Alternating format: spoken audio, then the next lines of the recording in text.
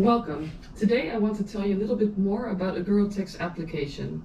So when you decide to invest in Agurotech's technology, you typically buy a hardware piece with an accompanying software piece. So for this movie's purposes, I will focus on our sensor technology.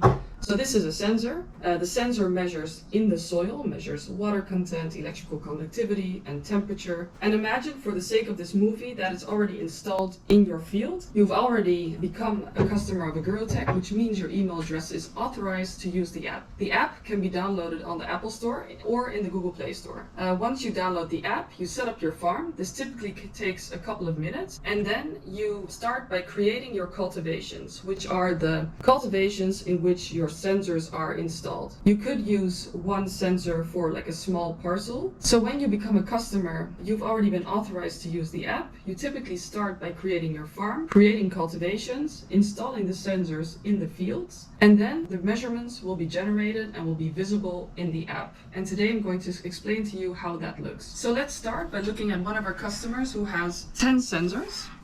This is actually in Dutch at the moment, so I'm going to switch to English. Here you can see all the languages that we support. And we focus on the home screen first. So what you see in this home screen is actually three separate parts. First of all, weather data. Then you see the different moisture statuses. I will explain a bit later what that exactly means. And required actions. Soon we will be enriching our app with plant disease models as well, which gives you a predicted likelihood for disease. But today's focus will be mostly on the sensor measurements and recommendations. So the first part, this is weather data. This is weather data for the location of the farm. Okay, so imagine this farmer, he has a farm in the north of the Netherlands, and he has 10 different fields where sensors are installed, but this weather data belongs to his farm location. Later on, you'll see that we also generate weather data for other locations where sensors are installed, because each of our sensors has a GPS tracker, and hence we know where it is, and we know where to generate what weather data for. So what do you see in the screen? First of all, you see a summary of the weather situation. So 0 millimeters of rain, there was no rainfall in the past day. The current humidity is 58%. The temperature is 26 degrees, and the wind direction and the wind speed is also visible. Then we see the moisture statuses. As you can see, there are 4 different colors that have a separate meaning. Currently, 8 of the fields are optimal, 2 are suboptimal. Optimal means that the moisture conditions are optimal for the plant, for the crop, for the fruit tree, whatever is cultivated in this field to grow. This means that the water is very good accessible for the roots. There's also not too much water, typically means not enough oxygen, which isn't good for your yield. There's enough water to optimize yield and not too much. Suboptimal doesn't mean dry. It means that more water would be good for a higher yield. Red is the stress zone. It's dry. Your crop may experience damage. Your yields will be significantly impacted. Wet, which was the situation we actually saw in Northern Europe in the past months, means there's too much water. Too much water can also damage your crop, your field, and it also significantly impacts your yield potential. You can see there are 2 actions currently which say that the advice is to irrigate 2 of the fields. So this field, this homepage summary, is actually very comprehensive. It tells a farmer exactly what the status is of the field. And this is quite important for farmers. As you all probably know, if you've worked with farmers before, during the farming season they're busy. They don't want to spend a lot of time interpreting data, troubleshooting, having to go through several graphs to figure out what the best course of action is. No, they can log in very quickly. They see a very small summary of weather data, and they see the situation for irrigation in their fields, and they see if they need to take any actions. Keep in mind, if there were to be a certain action that they need to take which concerns hardware, for example, a battery replacement is needed, or we would see that, the sensor is not making good contact with the soil, which is very important to have reliable measurements. We would also provide actions there. So it's very clear for the farmer how they can get the most value out of their hardware investment. So let me show you the map so you can see where the sensors are installed for this farmer. So this is the northern part of Holland, as you can see. Here you can see that he has 10 different sensors on different fields. Basically, if you zoom in, you can see that one sensor represents this zone that he drew on the app. It's very easy to draw zones. You do it with your fingertips and indicate what your management zone is for irrigation. And this sensor measurement will be used for that purpose. So moving on to this screen, you can actually see a list of all the active cultivations. So as I said before, currently there are 10.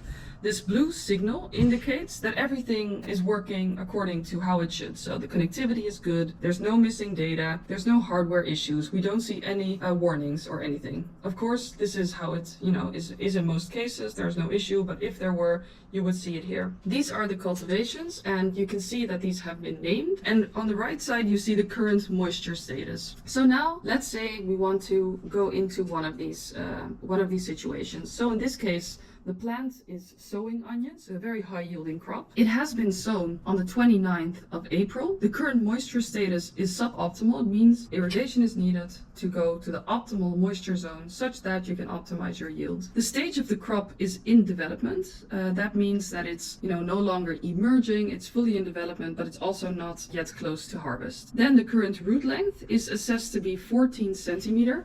And we actually simulate that constantly. So you can see that we simulate what the root length is over time. We do that by using soil temperature and a lot of other measurements. And you also see the temperature sum for those farmers who are kind of interested in these agricultural topics. You see that the signal is good. We send a package of data every half an hour. If we see that packages are missed, we may say weak signal or signal issues, which typically only arise when there's a really bad telco infrastructure, because we communicate with different networks. Soon we will have a movie where one of our employees who focuses on connectivity, who's really an expert in the IoT connectivity domain, will explain you a bit more about what's important considering IoT smart farming solutions when it comes to connectivity, because it is a big challenge in the field. Continuing back to the app, this is the location of the sensor, this is the sensor ID, and the current battery status is 94%. We're actually quite known to have long battery lives.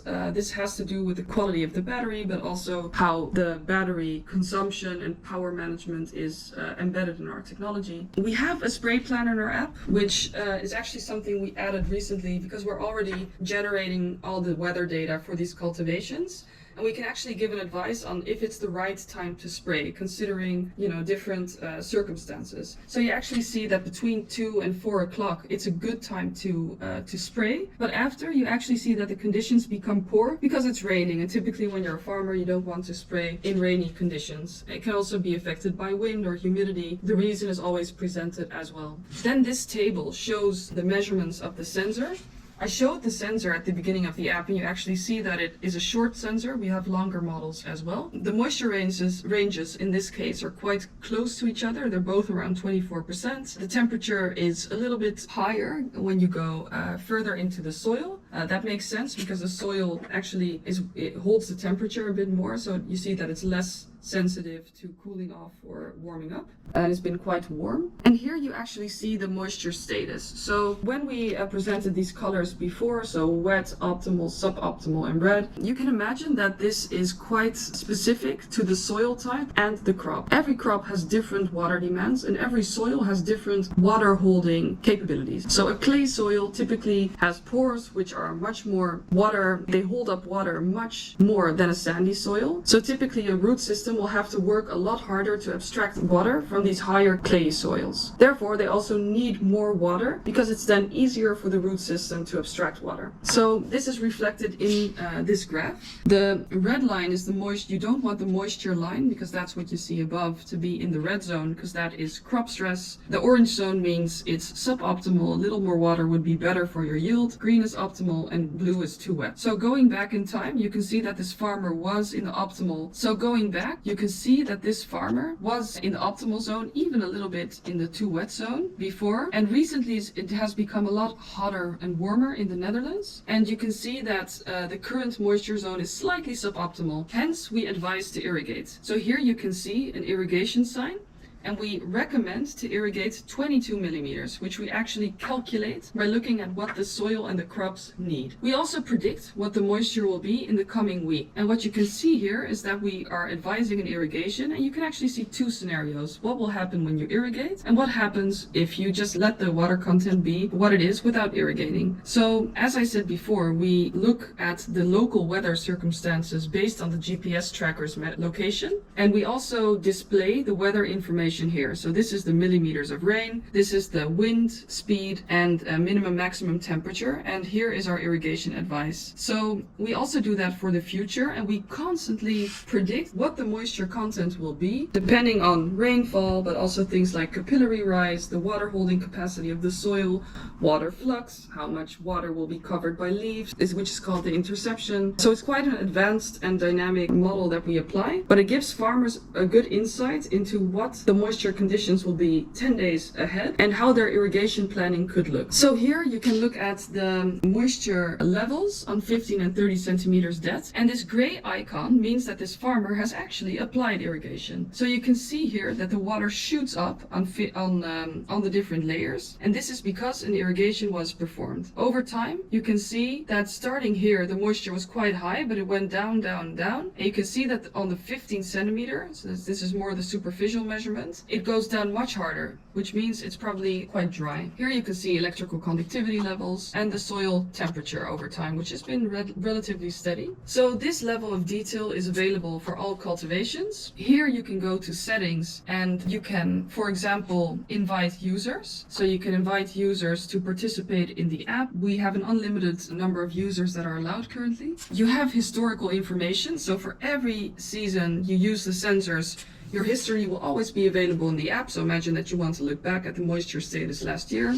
You can also invite people to our app. You can there's a dedicated WhatsApp channel that you can use to contact us in case you have any questions and you want to, for example, get an advice on installation or on how to best use your sensors, or for example with the interpretation of your measurement. We typically respond within a few hours, and it's usually also you and me or my colleagues who are behind this WhatsApp channel. So I hope that this overview gives you a good feeling about what our app can do and the type of value that it gives to you. We are constantly innovating on this and we release new features. It's important to keep in mind if you also have other hardware products such as weather stations, rain meters, crop sensors. Also, these measurements and advices will be available in the same app. So there will be different tabs that you can open, which will give you other information, typically complementary information. I will show that in a different movie. So for today, I hope this was helpful. Thank you for your time.